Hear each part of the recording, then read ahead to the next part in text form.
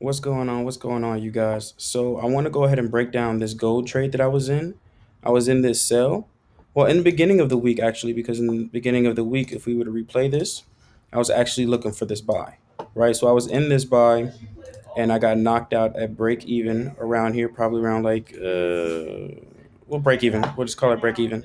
So after that, I saw the pattern form here, right? I saw this not coming up aggressively, right? And knowing pattern separation, right?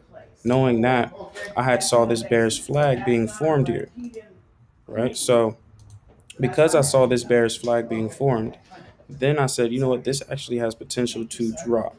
So when I actually saw this, I actually, used my strategy, went on the 4 hour, and saw that there was a bearish engulfing here, right? So when I saw this bearish engulfing, then I just dragged it over here, made sure that it matched up.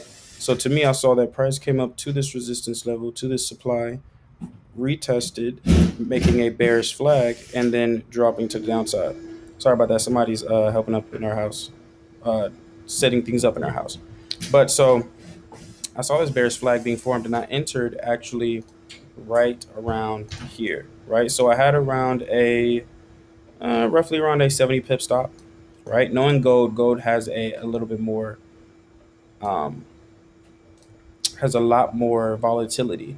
So I saw this being formed here. As you can see, it smashed through all of my TPs. My first TP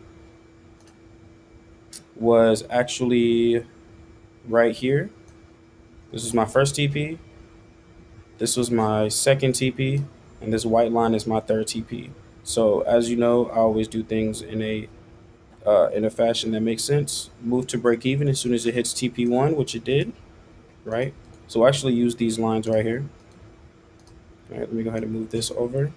So we moved to break even, which I moved my stop loss to around right here.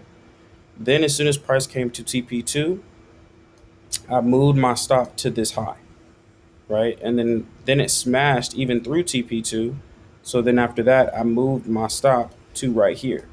Right now, as you can see, there was no other high that was being formed, and it smashed right through TP3, right? And this is something that's actually, it doesn't happen a lot, right, when it comes to trades, but this is a good trade, right? So this is, I'm just, breaking down how I managed gold in a nutshell, but and just pretty much going over it again. We had a 4 hour supply zone here, so pretty much impulse correction.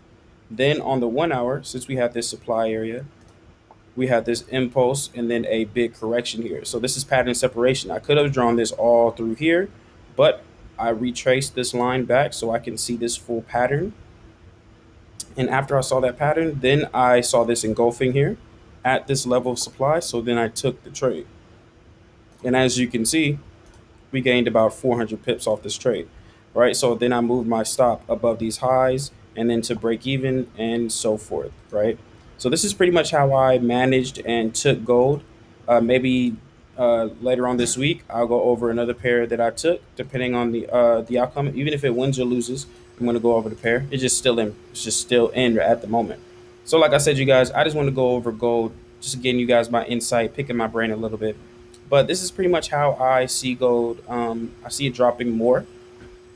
So, like I said, we're gonna pretty much watch what's gonna happen because this was a nice trade. But like I said, Chart Slayer is out. You guys have an excellent trading week, and make sure you stay positive.